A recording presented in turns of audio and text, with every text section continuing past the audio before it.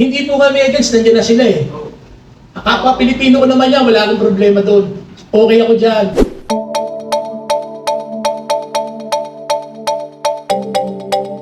Sinabi ni Rafael Alva Martinez, Pangulo ng National Federal of UB Express INC, mayroon ng existing motorcycle taxi players tulad ng Mobit, Grab, Angkas, Joyride at iba pa. Pero hanggang ngayon ay hindi pa natatapos ang pilot study nito ng LTFRB, Technical Working Group at DOTR hingil sa mga polisiya sa motorcycle taxi. Yan po muna, yung pilot testing, tapusin nyo muna. Kasi mag-ano sila ng datos, ano nangyari, tama ba to, di ba? Yung study tapusin, ipakita sa atin, bago sila magpapasok ng bago. Para ayaw lang namin sana itong madagdagan.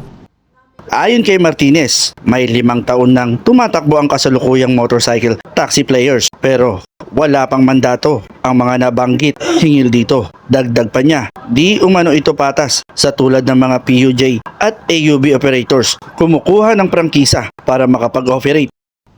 Siyempre, sabi ko lang po kanina is, naapektuhan po yung aming kita. Dahil imbis na kami lang sana yung nagsusurf doon sa ganun, siyempre nagkaroon ng mas maraming option ngayon. Dahil alam naman po namin sa sobrang traffic, di ba? So, pipiliin nila ito dahil mas mabilis. Hindi naman actually conflict, ano po. Kasi nauunawaan po namin na sila ay kapagbigyan ng ating gobyerno na mag-operate din po as ng public. Pero may contract sila. Ang kontrata nila is yung nga po... Just to be part of the pilot study. Yes, part of the pilot study. Hindi po kagaya natin na meron po tayong lehitimong prangkisa. Kaya naman, naghain ngayon ng petition for injunction sa korte ang mga grupong traditional PUJ at AUB operator para humingi ng temporary restraining order kontra sa planong papasukin ang 7 bagong player sa motorcycle taxi operation.